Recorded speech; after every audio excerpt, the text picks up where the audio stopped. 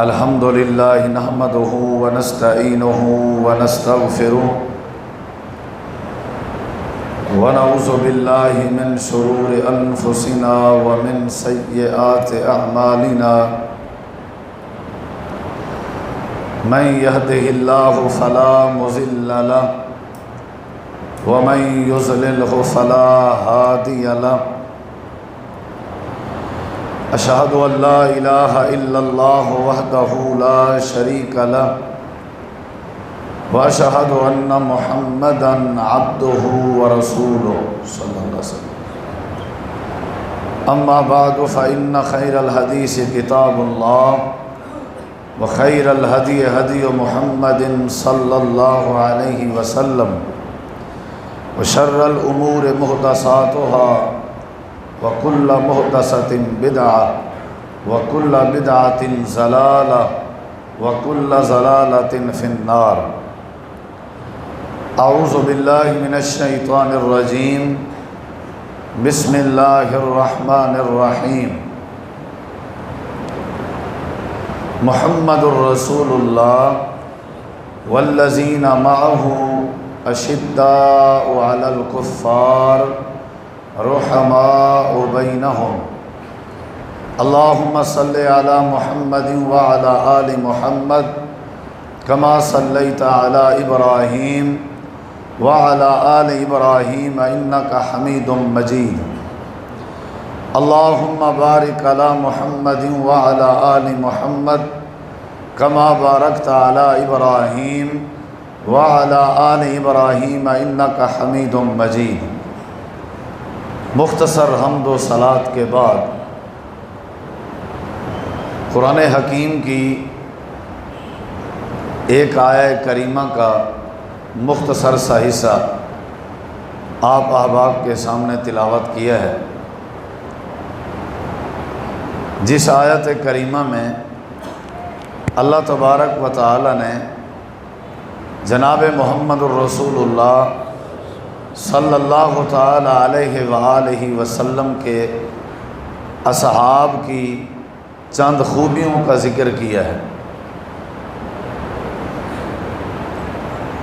صحابی اسے کہتے ہیں جو ایمان کی حالت میں جناب رسول کریم علیہ السلام کی زیارت کرے اور پھر ایمان کی حالت میں فوت ہو۔ صحابی اسے کہتے ہیں جس پہ جہنم کی آگ حرام ہو چکی ہو اور جنت الفردوس جنت رب کی طرف سے واجب ہو چکی ہو۔ صحابی اسے کہتے ہیں جس کا انتخاب رب تعالی نے خود کیا ہو۔ صحابی اسے کہتے ہیں جس کے دل کا امتحان بھی اللہ تعالی نے خود لیا ہو اور پھر ان کے دلوں پہ ایمان کو اللہ تعالیٰ نے خود لکھا ہو۔ تو یہ وہ صحابہ کرام ہیں جن کے بارے میں اللہ تعالیٰ نے ہمیں اہل اسلام کو بعد میں آنے والوں کو یہ تعلیم دی کہ اگر بعد میں آنے والے اپنا کردار اور اپنا ایمان اور اپنا عمل صحابہ کرام کے کردار اور عمل کی طرح بنا لیں گے تو اللہ تبارک و تعالیٰ بعد میں آنے والوں کو ہدایت نصیب کر دے گا، یعنی صراط مستقیم نصیب کر دے گا۔ تو گویا کہ ہمارے لیے ہدایت کا ذریعہ، صراط مستقیم کا ذریعہ، جنت میں داخلے کا ذریعہ صحابہ کرام کا کردار ہے۔ پھر آپ نے فرمایا تھا علیکم بسنتی و سنت الخلفاء الراشدین المہدیین، تمہارے اوپر میری سنت پکڑنا اختیار کرنا لازم ہے اور میرے بعد پھر صحابہ کرام کی سنت، صحابہ کا طریقہ اختیار کرنا وہ تمہارے اوپر لازم ہے۔ تو یہ ساری چیزیں مد نظر رکھتے ہوئے ہمیں چاہیے کہ ہم اپنا کردار، اپنی زندگی کے اطوار صحابہ کرام کے کردار کی طرح بنا لیں، تو اس میں ہدایت بھی ملے گی، صراط مستقیم کی پہچان نصیب ہوگی، زندگی بھی پاکیزہ ہو جائے گی۔ تو صحابہ کرام کا کردار کیسا تھا؟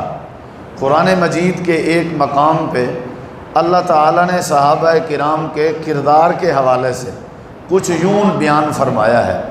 فرمایا انما المؤمنون الذین آمنوا باللہ ورسولہ ثم لم یرتابوا، یہ وہ لوگ تھے کہ جب اللہ تبارک و تعالیٰ پر ایمان لے آتے اور اللہ کے رسول صلی اللہ علیہ وسلم پر ایمان لے آتے، پھر ایمان لانے کے بعد کبھی بھی کسی قسم کا اللہ کی ذات پر اور اللہ کے پیغمبر علیہ الصلوۃ والسلام کی ذات پر شک نہیں کیا کرتے تھے۔ یہ ان کا بہت بڑا مزاج تھا۔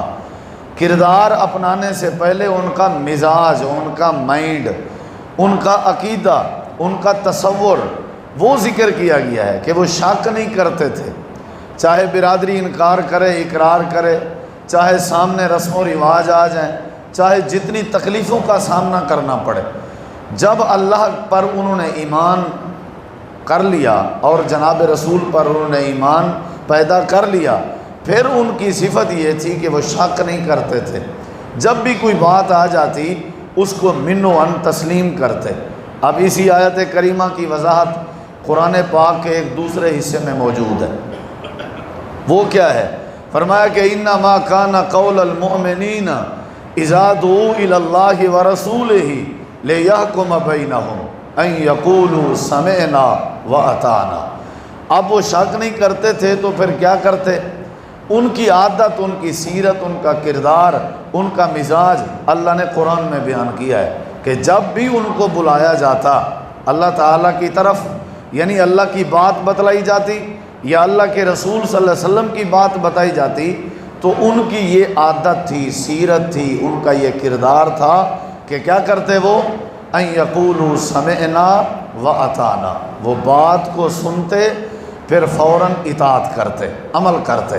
اصل میں یہ صحابہ کرام کا کردار ہے کہ جب بھی اللہ کی اور اللہ کے رسول کی بات آتی فوراً اس پہ عمل کرتے، شک نہیں کرتے تھے، اور شک نہ کرتے تو کیا مطلب کیا کرتے؟ وہ فوراً عمل کرتے تھے جب بھی کوئی بات آتی۔ حضرت سیدنا صدیق اکبر رضی اللہ تعالی عنہ کی بیٹی سیدہ صدیقہ کائنات پہ جب الزام کی بات مشہور ہوئی تو جب یہ بات باہر نکلی تو بعد میں پتہ چلا مصطح بن اثاثہ بھی ان لوگوں میں شامل ہے جو لوگ الزام تراشی کرنے والے ہیں۔ تو سیدنا صدیق اکبر رضی اللہ تعالی عنہ مصطح کو غریب سمجھ کے، مستحق سمجھ کے اس کے ساتھ تعاون بھی کیا کرتے تھے اور وہ دور کے رشتہ دار بھی بنتے تھے۔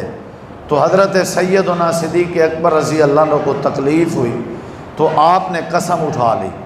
قسم یہ تھی کہ میں آج کے بعد مصطح کے ساتھ تعاون نہیں کروں گا، مصطح نے مجھے دکھ دیا ہے، میں آج کے بعد تعاون نہیں کروں گا، اور قسم اٹھا کے یہ بات ذکر کی کہ میں تعاون نہیں کروں گا۔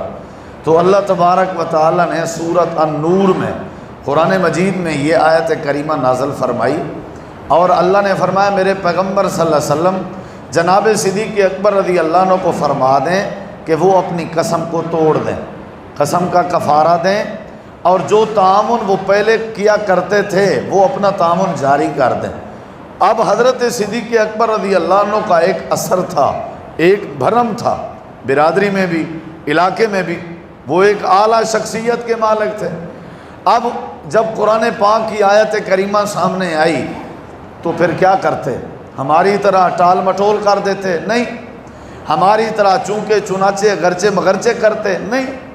تو یہ ایک صحابی کی صفت تھی، ان کا یہ کردار تھا، سیرت تھی کہ جب بھی کوئی اللہ تبارک و تعالیٰ کی بات آتی، قرآن پاک کی بات آتی، حدیث مصطفیٰ کی بات آتی، وہ فوراً عمل کرتے تھے۔ جناب صدیق اکبر رضی اللہ عنہ نے اپنی قسم توڑی، کفارہ دیا، پھر وہ صدقہ تعاون جو ہے وہ جاری کر دیا۔ یہ نہیں سوچا کہ میں بھی، میرا بھی ایک بھرم ہے، میرا بھی ایک اثر ہے، اب چونکہ میں نے بات کر دی ہے لہٰذا اب یہ نہیں ہو سکتا، نہیں، ایسی بات نہیں۔ جب بھی اللہ تبارک و تعالیٰ کے قرآن کی آیات آتی یا جب بھی جناب رسول کریم علیہ السلام کی حدیث آتی تو صحابہ کرام کا یہ مزاج تھا کہ وہ فوراً عمل کیا کرتے تھے، اس میں ذرہ برابر بھی دیر نہیں لگاتے تھے۔ یہ صحابہ کرام کا مزاج تھا۔ اور حضرت سیدنا عمر رضی اللہ تعالیٰ عنہ کے بارے میں بھی اس طرح کے بے شمار واقعات موجود ہیں کہ جب ان کے سامنے اللہ تعالیٰ کی بات رکھی جاتی یا جناب رسول کریم علیہ السلام کی بات رکھی جاتی تو وہ فوراً عمل کیا کرتے تھے۔ جب وہ منبر پہ کھڑے تھے خطبہ ارشاد فرماتے ہوئے انہوں نے یہ بات کر دی کہ آج کے بعد عورتوں کو زیادہ حق مہر نہیں دینا، تو عورتوں میں سے ایک عورت بول پڑی کہ آپ کے پاس کیا دلیل ہے؟ حالانکہ اللہ تعالیٰ تو خزانے، اللہ تعالیٰ مال حق مہر زیادہ دینے کا ذکر کر رہا ہے، اور آپ بحیثیت امیر المومنین ہمیں روک رہے ہیں، لوگوں کو روک رہے ہیں کہ عورتوں کو حق مہر زیادہ نہ دیا کریں۔ تو جناب سیدنا عمر رضی اللہ عنہ نے پوچھا اگر یہ بات ہے تو تمہارے پاس دلیل کیا ہے؟ تو انہوں نے پھر اللہ تبارک و تعالیٰ کے قرآن پاک کی آیت کریمہ پڑھی، وَإِنْ أَرَدْتُمُ اسْتِبْدَالَ زَوْجٍ مَكَانَ زَوْجٍ وَآتَيْتُمْ إِحْدَاهُنَّ قِنْطَارًا۔ جب آیت کریمہ پڑھی تو حضرت سیدنا امیر المومنین حضرت عمر رضی اللہ عنہ فوراً فرمانے لگے کہ اصابت امرا وقت عمر سے بھول ہو گئی ہے، عورت سچ کہہ رہی ہے۔ یعنی فوراً اپنے مزاج کو تبدیل کر لینا، کیونکہ جب بندہ کلمہ پڑھتا ہے تو کلمہ پڑھنے کا مقصد ہی یہی ہے، جناب رسول کریم علیہ السلام کی محبت کا مقصد ہی یہی ہے کہ جب اللہ کی بات آ جائے اور اللہ کے رسول کی بات آ جائے تو اس کی تابعداری کرنا۔ آج ہم میں بڑی سستی پائی جاتی ہے، بڑی کوتاہی پائی جاتی ہے، ہم ہر معاملے میں پہلے چونکہ چنانچہ اگرچہ مگرچہ ادھر کی بات یعنی بات کو ہم لمبا کرنے کے عادی ہیں، پھر ہم کوشش کرتے ہیں کہیں سے ڈھیل مل جائے، ہمارے مزاج کے مطابق ہمیں کوئی بات بتائے، پھر ہم اپنی مرضی کے جو مولوی حضرات ہیں ان سے کنٹیکٹ کرنے کی کوشش کرتے ہیں، جی یہ بات یوں ہے تو کیا ایسے ہو جائے گا، کیا ایسے ہو جائے گا؟ تو ایسی ویسی سوچ رکھنا یہ صحابہ کرام کی سوچ نہیں تھی۔ جب بھی اللہ تبارک و تعالیٰ پہ وہ اللہ کی بات آتی، جناب رسول کریم علیہ السلام کی بات آتی تو وہ فوراً عمل کیا کرتے تھے، اس پہ ذرہ برابر بھی دیر نہیں لگاتے۔ جنگ احد کا منظر آپ دیکھ لیں، جب وہ صحابہ کرام زخمی ہوئے، صحابہ کچھ شہید ہوئے، وہ درے پہ جو ساتھی تعینات تھے ان کی وجہ سے وہ بھی واپس آ گئے، تو نتیجہ یہ نکلا فتح کی ہوئی جنگ شکست میں تبدیل ہو گئی۔ اب 70 صحابہ کرام شہید ہو گئے، نبی کریم علیہ السلام کے دانت مبارک شہید ہو گئے، آپ کا سر مبارک زخمی ہے، تو اس حالت میں جو صحابہ کرام بچے ہوئے ہیں وہ بھی زخمی ہیں، زخموں کی حالت میں ہیں۔ تو اس اثنا میں اللہ تبارک و تعالیٰ نے قرآن مجید میں اپنے محبوب کو وحی کے ذریعے بتایا کہ جو مکے کے کافر ہیں وہ مدینہ منورہ پہ چڑھائی کرنے کا ارادہ کر رہے ہیں، حملہ کرنے کا ارادہ رکھتے ہیں۔ تو آگے آپ بتائیے کہ آپ اور آپ کی جماعت کیا ارادہ رکھتے ہیں؟ کیا ان کے حملے کا آپ سر توڑ کا وہ جواب دیں گے؟ یعنی ان کے حملے کے سامنے آپ ڈٹ کے کھڑے ہونے کے لیے تیار ہیں، لڑائی کرنے کے لیے تیار ہیں، مدینہ منورہ کا دفاع کرنے کے لیے تیار ہیں؟ تو حدیث میں آتا ہے اور سورہ آل عمران میں بھی یہ موجود ہے، نبی کریم علیہ السلام خود زخمی حالت میں تھے، آپ کے سر سے خون بہہ رہا تھا، اور آپ نے اسی حالت میں صحابہ کرام کو آواز دی کہ یہ اللہ تعالیٰ کا پیغام آ چکا ہے اور اسی طرح مکے کے کافر مدینہ پہ حملہ کرنا چاہتے ہیں، تو تمہاری کیا رائے ہے؟ تو وہ رائے کیا تھی؟ صحابہ کرام دوڑ کے گئے نبی علیہ السلام کی طرف، زخموں کی پرواہ نہیں کی، بھاگ کے جا رہے تھے، دوڑ کے جا رہے تھے۔ تو اللہ تبارک و تعالیٰ نے ان کا نقشہ قرآن میں بیان کیا کہ وہ من بعد ما اصابہم الجرح، یعنی وہ مجروح تھے، زخمی تھے، ان کو زخم لگے ہوئے تھے، ان کے باوجود بھی وہ دوڑتے ہوئے آئے اور انہوں نے آ کر کے کہا ہمیں کوئی پریشانی نہیں، ہمارے ایمان میں اضافہ ہو رہا ہے، ہم مدینے کی چڑھائی پہ ہم مکے والوں کا دفاع کریں گے، اور مدینہ منورہ کا دفاع کرتے ہوئے اگر ہماری جان بھی چلی گئی تو ہم دینے کے لیے تیار ہیں۔ یعنی وہ صحابہ تھے جو اپنے زخموں کی، اپنے رشتہ داروں کی، اپنے دوستوں کی، اپنے مزاج کی، کسی چیز کی پرواہ نہیں کرتے تھے۔ یہی نتیجہ تھا کہ اللہ تعالیٰ نے ان کو عزت دی، اللہ نے ان کو برکت دی، اللہ نے ان کو کامیابی کے تاج پہنائے۔ تو یہ گفتگو کا پہلا حصہ تھا جو میں نے آپ کے سامنے ذکر کیا ہے کہ صحابہ کرام کا کردار، ان کی جو سیرت ہے، ان کا جو مزاج ہے، ان کا جو عقیدہ تھا، وہ ہمارے لیے راہ ہدایت کا ذریعہ ہے، سبب ہے۔ تو اگلی بات جو اب میں کرنے لگا ہوں وہ یہ ہے کہ ہم نے زندگی گزارنی ہے صحابہ کرام کی سیرت کی طرح، نماز اسی طرح، روزہ اسی طرح، عقیدہ اسی طرح، کیا خیال ہے، معاملات بھی اسی طرح، تجارت بھی اسی طرح۔ اب وہ کس طرح گزارتے تھے اس کا میں نے مختصر صاحب کے سامنے ذکر کر دیا ہے۔ یہ ان کی زندگی تھی قرآن و حدیث کے حوالے سے، کتاب و سنت کے حوالے سے۔ اگلی بات جو میں کرنے لگا ہوں وہ یہ ہے، اللہ تعالیٰ فرماتے ہیں محمد الرسول اللہ، محمد صلی اللہ علیہ وسلم اللہ کے رسول ہیں، والذین معہ، اور وہ لوگ جو جناب رسول کریم علیہ السلام کے ساتھ تھے، ساتھی ہیں۔ وہ کون تھے؟ ان کی کیا عادت تھی، ان کی کیا سیرت تھی، ان کا کیا کردار تھا؟ اشداء علی الکفار، وہ کافروں کے حوالے سے بڑے سخت تھے۔ وہ کافر جو اللہ کی ذات کے منکر تھے اور اللہ کے پیغمبر علیہ السلام کی بات کا انکار کرتے تھے، جو کافر تھے، مشرک تھے، ان کے بارے میں بڑے سخت تھے۔ رحماء بینہم، اور ان کی یہ عادت تھی کہ وہ آپس میں ایک دوسرے کے ساتھ بڑے مہربان تھے۔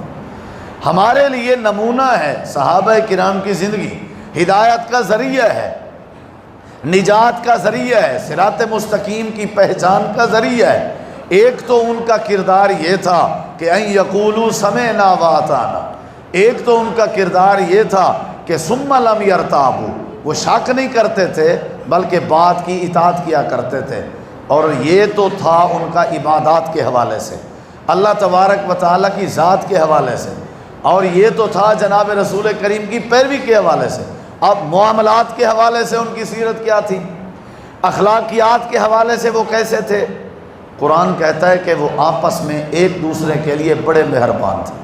ہم یہ ہیں کہ ہم اطاعت تو کرتے ہیں، یعنی نماز میں، عبادت میں، حج میں، روزے میں، بالکل اسی طرح جس طرح صحابہ کرام کے عمل تھے، لیکن جب معاملات آتے ہیں، اخلاقیات کی بات آتی ہے، معاشرے میں رہن سہن کی بات آتی ہے، ہمسایوں کے حقوق کی بات، والدین کے ادب احترام کی بات، بہنوں اور بھائیوں کے حقوق کی بات، صلہ رحمی اور رشتہ داری کی بات، اس میں ہم تھوڑا سستی کر جاتے ہیں۔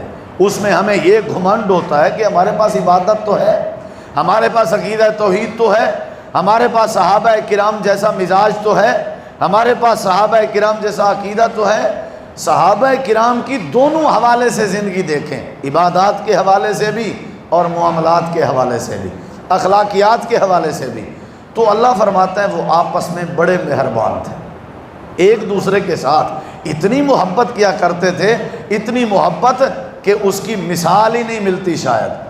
اس کی جناب جب وہ مکہ سے ہجرت کر کے مدینہ منورہ پہنچے، نبی کریم علیہ السلام نے ایک مہاجر اور ایک انصاری کو آپس میں بھائی بھائی بنا دیا۔ حضرت سعد رضی اللہ عنہ کو حضرت عبد الرحمن بن عوف کا بھائی بنا دیا، سعد بن ربیع، عبد الرحمن بن عوف رضی اللہ عنہ۔ اب یہ مہاجرین جو سب کچھ قربان کر کے چھوڑ چھڑا کے آئے تھے، اب جب یہاں پہنچے تو نبی کریم علیہ السلام نے بھائی بھائی بنا دیا۔ تو حضرت سعد رضی اللہ عنہ کہنے لگے، اے میرے بھائی عبد الرحمن، اے میرے بھائی عبد الرحمن، آج سے تو میرا بھائی، میں بھی تیرا بھائی، اور یہ بھائی چارہ جناب نبی کریم علیہ السلام نے قائم کی ہے۔ اب پہلی میری آفر بھائی کے لیے، پہلی میری محبت بھائی کے لیے یہ ہے، پہلی میری شفقت یہ ہے، وہ سیاسی بھائی چارہ نہیں تھا، مصلحت کے تحت نہیں تھا، وہ صحیح معنی بھائی چارہ تھا، حقیقی بھائیوں سے بھی بڑھ کے بھائی چارہ تھا، اور آپس میں بڑی محبت تھی۔ حضرت سعد رضی اللہ عنہ فرمانے لگے، میرے دو مکان ہیں، ایک مکان میں آپ کو ہبہ کرتا ہوں، اور میری دو شادیاں ہیں، میری دو بیویاں ہیں، ان دو بیویوں میں سے آپ کو جو پسند ہے آپ اشارہ کر دیں، میں اسے طلاق دے دوں گا، اور جب اس کی عدت پوری ہو جائے گی آپ کے ساتھ نکاح کر دیا جائے گا۔ تو یہ وہ بھائی چارہ ہے ایک دوسرے کی خاطر۔ یہ صحابہ کرام سے اس کی مثال آ رہی ہے، صحابہ کرام میں یہ بھائی چارہ موجود تھا۔ آج ہم کسی کو منہ بولا بھائی یا کسی کو بھائی بنانا تو دور کی بات ہے، سگے بھائیوں سے ہمارا وہ پیار نہیں ہے جو ہونا چاہیے تھا، جو معاملت، جو تعاون، جو محبت، جو پیار ہمارا بھائیوں سے ہونا چاہیے تھا، وہ نہیں ہے۔ صحابہ کون تھے؟ رحماء بینہم، وہ آپس میں ایک دوسرے کے بھائی تھے۔ نبی کریم علیہ الصلوۃ والسلام کے صحابی حضرت عبد الرحمن بن عوف نے جواب دیا، مجھے نہ مکان کی ضرورت ہے، نہ مجھے آپ کی بیوی اور زوجہ کی ضرورت ہے، اللہ آپ کے لیے آسانیاں پیدا کرے اور رحمت کا نزول فرمائے، میں محنت کروں گا، اللہ میری محنت میں برکت نصیب کر دے گا۔ تو نتیجہ یہ نکلا، اگر ادھر سے محبت تھی تو ادھر سے بھی محبت تھی، ایثار بھی تھا، قربانی بھی تھی۔ تو یہ آپس کا جو بھائی چارہ ہے یہ معاشرے کی اصلاح کا ذریعہ ہے۔ یہ جو آپس کا بھائی چارہ ہے یہ صحابہ کرام کی مین خوبی اور صفت ہے، یہ صحابہ کی عادت تھی۔ اس وجہ سے ان کی جو ریاست تھی، ان کا جو علاقہ تھا، ان کا جو وطن تھا وہ پرامن تھا۔ اور پرامن کی وجہ کیا تھی؟ وہ آپس میں بھائی بھائی تھے، محبت کیا کرتے تھے۔ شکل و صورت بنیاد نہیں تھی، دین بنیاد تھا۔ حسب نسب بنیاد نہیں تھا، دین بنیاد تھا۔ تو حضرت عبد الرحمن بن عوف نے محنت کی، پھر اللہ نے اسے رنگ لگایا اور اللہ نے برکت دی۔ تو اسی طرح صحابہ کرام میں آپس کا بڑا بھائی چارہ تھا۔ ہم میں جو کہ اس چیز کی کمی پائی جاتی ہے، عقیدہ تو ہے ہمارے پاس، صحابہ کرام کا عمل بھی ہے ہمارے پاس، ان کا کردار بھی انشاءاللہ ہے ہمارے پاس عبادات کے حوالے سے، لیکن معاملات کے حوالے سے ہماری برادری آڑے آ جاتی ہے، ہماری ضد آڑے آ جاتی ہے، ہمارا جو غصہ ہے وہ آڑے آ جاتا ہے، ہم میں جو میں ہے وہ آگے آ جاتی ہے، جس کی وجہ سے ہمارے معاشرے میں امن نظر نہیں آ رہا۔ یہی عبد الرحمن بن عوف تھے، یہی عبد الرحمن بن عوف ایک دن تھا کہ مدینے کے بہت بڑے تاجر تھے، بہت بڑے تاجر تھے، شاید ان سے بڑھ کے کوئی تاجر نہیں تھا۔ مسجد نبوی میں نماز پڑھی، نماز پڑھ کے باہر جا رہے تھے تو ایک نمازی مسجد میں بیٹھا تھا، وہ بھی نماز پڑھ رہا تھا، تو اس کے کندھے پہ ہاتھ رکھا، سلام پیش کیا اور فرمانے لگے، میں اپنی بہن کا رشتہ کرنا چاہتا ہوں، تو کیا خیال ہے آپ میرے بہنوئی بنو گے؟ مدینے کے بہت بڑے تاجر ہیں، ایک شخص جو مدینے کی مسجد میں نماز پڑھ رہا ہے اس کے کندھے پہ ہاتھ رکھ کے فرما رہے ہیں، میں تجھے بہنوئی بنانا چاہتا ہوں، تو کیا آپ میری بہن کا رشتہ قبول کریں گے؟ پتہ ہے آپ کو یہ کون تھے جن کے کندھے پہ ہاتھ رکھ کے اپنی بہن کے رشتے کی آفر کی اور بہنوئی بنانا چاہا؟ یہ حضرت سیدنا بلال حبشی رضی اللہ عنہ تھے۔ اتنا بڑا تاجر مدینے کا، اتنا بڑا تاجر، یہ ہے بھائی چارے کی مثال، کوئی رنگت بنیاد نہیں، کوئی اونچا اور نیچا بنیاد نہیں۔ تو یہ چیز اگر ہم میں آ جائے تو ہم انشاءاللہ نکھر سکتے ہیں، ہم نکل سکتے ہیں، ترقی بھی آ سکتی ہے، امن بھی آ سکتا ہے۔ وہی ماحول جو صحابہ کا تھا اللہ ہمیں بھی نصیب کر سکتا ہے۔ ہم بس جو نمازی ہیں وہ نماز میں ہی مصروف ہیں، اور جو معاملات میں مصروف ہیں ان کو نماز کی فکر نہیں، جو نماز میں مصروف ہیں ان کو معاملات کی فکر نہیں۔ ساری چیزیں اسلام نے ذکر کی ہیں، صلہ رحمی بھی ہے، بیمار کی تیمارداری بھی ہے، کسی مسلمان میت کے جنازے میں شرکت بھی ہے، مسکرا کے ملنا صدقہ قرار دیا گیا ہے، رستے سے خاردار چیز کو ہٹانا ثواب ذکر کیا گیا ہے۔ یہ ساری اخلاقیات اور معاملات کی چیزیں جو ہیں اس کا بڑا فائدہ ہوگا۔ صحابہ کرام مہاجرین جب آئے مدینہ میں تو باغات اگانے کا انہوں نے ارادہ کیا۔ نبی علیہ السلام نے فرمایا اگاؤ باغات، انہوں نے کہا جی انصاریوں کو آپ فرما دیں وہ بھی ہمارے ساتھ محنت کریں، تو آپ نے فرمایا نہیں، انصاریوں نے ہماری مدد کی، ہم جو ہے وہ انصاریوں کو شامل نہیں کریں گے، محنت آپ نے کرنی ہے، باغات کو اگانے میں محنت آپ نے کرنی ہے، دیکھ بھال آپ کی ذمہ داری ہے، لیکن جب باغات کی چنائی کا موقع آئے گا، پک جائیں گے، تو تب باغات میں ان کا بھی آپ کی طرح برابر حصہ ہوگا۔ یہ بھائی چارہ تھا، محنت مہاجرین نے کی، بدلہ تقسیم کیا گیا۔ آج یہی ہمارا مسئلہ ہے، کچہری، عدالتیں، یہ معاملات کے سب کچھ بھرا ہوا ہے، اس کی وجہ یہی ہے۔ پھر ایک دفعہ میرے نبی پاک نے ارادہ کیا کہ انصاریوں کو مدینے کی زمین دی جائے، کچھ زمین دی جائے۔ آپ نے بلایا، آپ نے مدد کی، اے انصار آپ نے مدد کی، محبت کی، میں کچھ زمینیں دینا چاہتا ہوں۔ تو انصار نے کہا کیا اس طرح کی زمینیں آپ مہاجرین کو بھی دے رہے ہیں؟ آپ نے فرمایا نہیں۔ انصار نے کہا اگر آپ ان کو نہیں دے رہے تو ہم بھی لینے کے لیے تیار نہیں ہیں۔ ہم اس وقت تک نہیں لیں گے جب تک آپ مہاجرین بھائیوں کو نہیں دیں گے۔ آج ہمارا باپ ہمیں چھوٹا ہونے کی وجہ سے ساری جائیداد زندگی میں دے رہا ہے، ہم نے کبھی جرات نہیں کی کہ بابا جی آپ کی اور اولاد بھی ہے، آپ اولاد میں برابر کی تقسیم کیوں نہیں کرتے؟ تو حضرات یہ صحابہ کرام کی سیرت تھی، ان کا کردار تھا رحماء بینہم، وہ آپس میں مہربان تھے۔ اور ان کا دوسرا کردار جو میں نے ذکر کیا، وہ اللہ اور اللہ کے رسول کی بات پہ شک نہیں کرتے تھے۔ اور صحابہ کرام کی سیرت کا تیسرا جو سبق میں نے آپ کے سامنے رکھا ہے وہ یہ تھا کہ اللہ اور اللہ کے رسول کی بات پہ فوراً عمل کیا کرتے تھے۔